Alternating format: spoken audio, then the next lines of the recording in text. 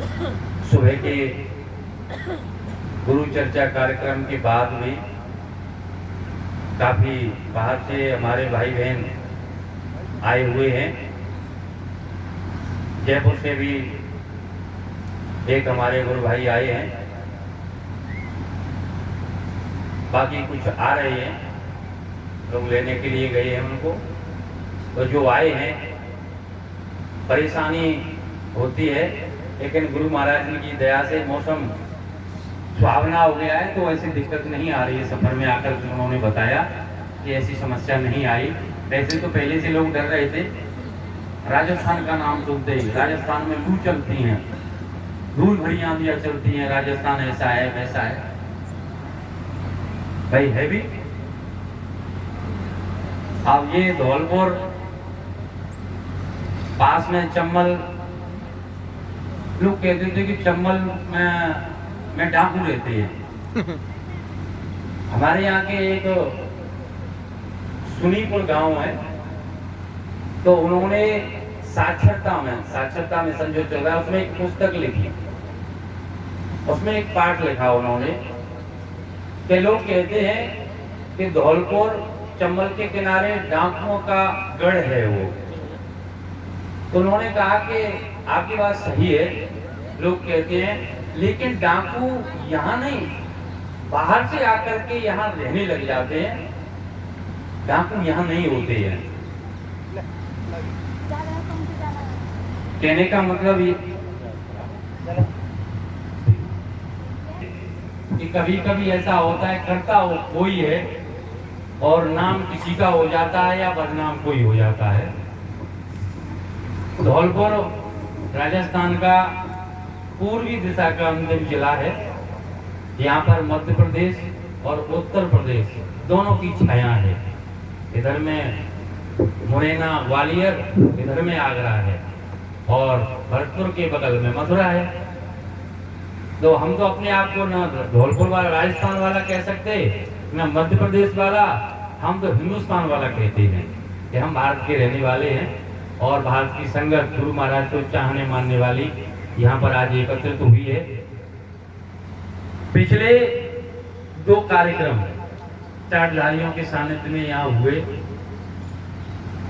गुरु महाराज को चाहने मानने वाले इस आशा के साथ कि हम गुरु महाराज से प्रार्थना करेंगे और अपने अंदर जो भाव है, गुरु महाराज को चाहने वालों को एकत्रित करने का कोई प्लान है हमारे पास, वो हम संगत के पास सामने रखेंगे कि हमारे विचार से अगर हम ऐसा करें।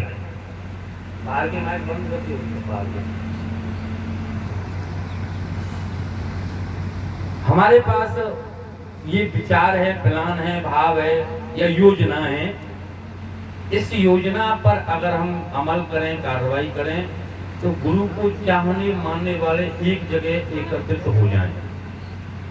क्योंकि 2012 से पहले हमारा परिवार बहुत विशाल था।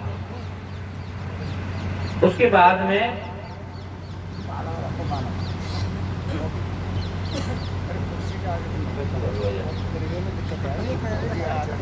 पहले परिवार विशाल था, हमारे परिवार को नजर लग गई। हमारा इतना बड़ा परिवार, और परिवार में स्वामी जी महाराज का जो भी आदेश निर्देश होता, हम सब आंख मूंद करके चल पड़ते। क्या करना है, कैसे करना है, नहीं, चल दिए। रात्रि का समय था,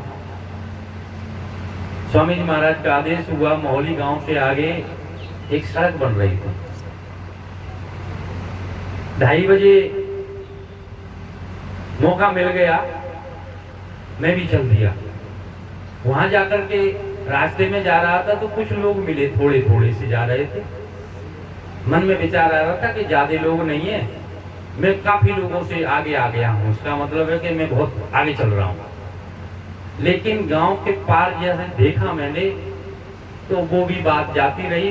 मन में विचार आया कि तू तो बहुत लेट हो गया, क्योंकि वहां पर तो लगभग सड़क बन चुकी थी। किसी के सर पर पेट्रोमैक्स उजाले के लिए रखा था, कोई फावड़ा लिए था। काफी प्रयास किया, मुझे वहां सेवा का कोई मौका नहीं मिला। फावड़ा जिसे मांगे वो न दे। भैया मैंने अभी लिया है। किसी से डलिया मांगी कि मैं दो डलिया मिट्टी डाल लूं, नहीं भैया मैंने तो अभी किसी से मांग कर ली है, अभी नहीं दूंगा मैं। अब क्या किया जाए, वहां वैसी मिट्टी पड़ी थी, मैंने हाथों से भरी और फल कर डालने लगा। थोड़ी देर बाद बेचारा आया कि तू वैसे ही वहां से चला, रात्रि में गुरु महाराज का आदेश था, सेवा भी नहीं कर पाया। तो ऐसा करते हैं कि चलो भजन ही कर लेते हैं। होली के समय का कार्यक्रम था, वहां पोखर थी, बगल में गड्ढा बहुत बड़ा, उसकी किनार पर बैठ गया मैं। लेकिन मन में ये भाव चलता रहा कि रात्रि का समय, नींद भी नहीं कर ले पाया और सेवा भी नहीं कर पाया। सुबह गया तो गुरु महाराज ने मन से कहा, महात्मा जब आदेश करते हैं और उनके आदेश पर जैसे ही प्रेमी चलने का मन बनाते हैं, सेवा इंद्राज हो जाती है, उनकी लिख जाती है, सेवा मिले न मिले। वो दौर था। लेकिन हमारे इतने बड़े परिवार को नजर लग गई। कोई कुछ कहने लगा, कोई कुछ कहने लगा। गुरु महाराज के पास चाहने मानने वालों की संख्या कम होती गई।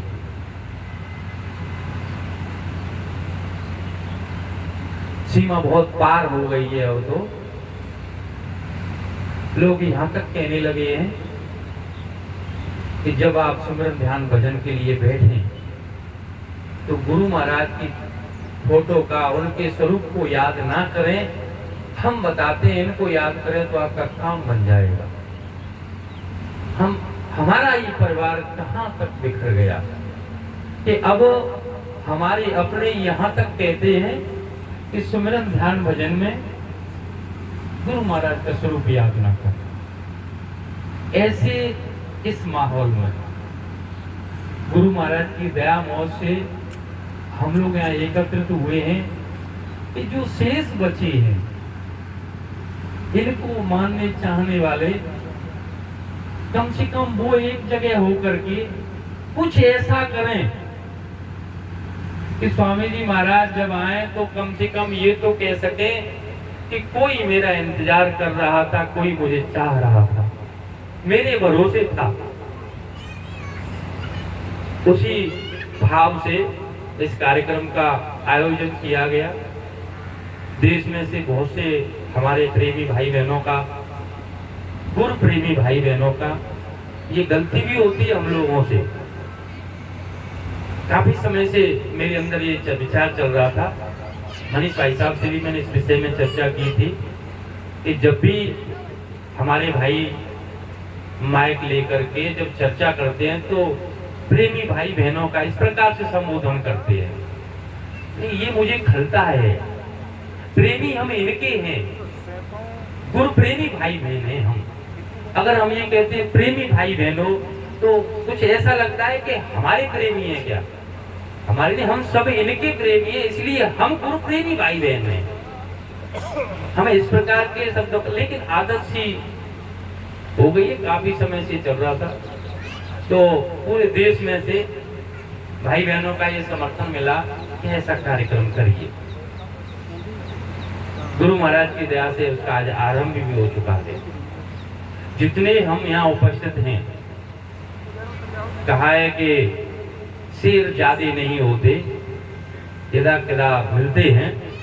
तो आज हम यहाँ इतने उपस्थित हैं, गुरु महाराज की दया से मेरा भाव तो यह कहता है कि ये सब शेर हैं और 100 के बराबर क्या लाख के बराबर है, क्योंकि इनको चाहने वाले हैं। उन दोनों कार्यक्रमों में, उसके बाद समालखा में भी हुआ था, उसके बाद 2 कार्यक्रम वहाँ बनारस में भी गए थे। लेकिन उन तीनों कार्यक्रमों में जो चीज लिपिबद्ध हुई, संगत ने जो निर्णय लिया, वो इस रजिस्टर में इंद्राज है। उस पर कार्रवाई क्या हुई है, उसके लिए कार्यक्रम था।